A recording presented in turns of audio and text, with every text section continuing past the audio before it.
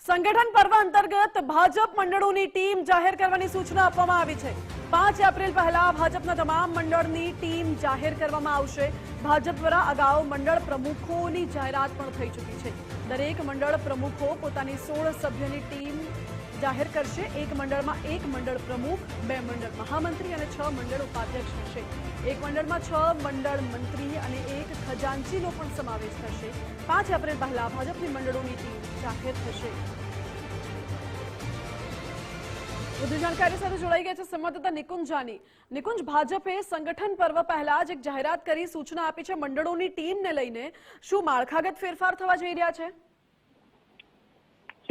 સંગઠન પર્વ ચાલી રહ્યું છે ને, તે અંતર્ગત ભાજપ દ્વારા જે અગાઉ મંડળ પ્રમુખો જાહેર કર્યા હતા તે હવે પોતાની ટીમ જાહેર કરશે। આ એક રૂટીન પ્રક્રિયા છે સંગઠન પર્વ અંતર્ગતની, પરંતુ મંડળ પ્રમુખ જાહેર થયા બાદ લાંબા સમયથી તેની ટીમો ક્યારે જાહેર થશે તેને લઈને સૌ કોઈની આતુરતા હતી અને તેનો હવે અંત આવ્યો છે। પ્રદેશ ભાજપ તરફથી સૂચના આપવામાં આવી છે કે 5 એપ્રિલ પહેલા ભાજપના તમામ મંડળો જે છે તે પોતાની ટીમ જાહેર કરશે।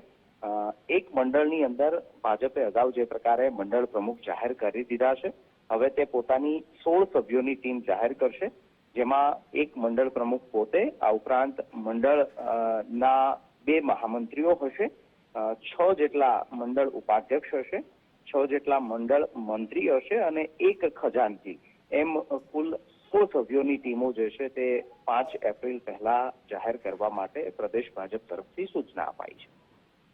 ઓકે નિકુંજ, આભાર આપનો।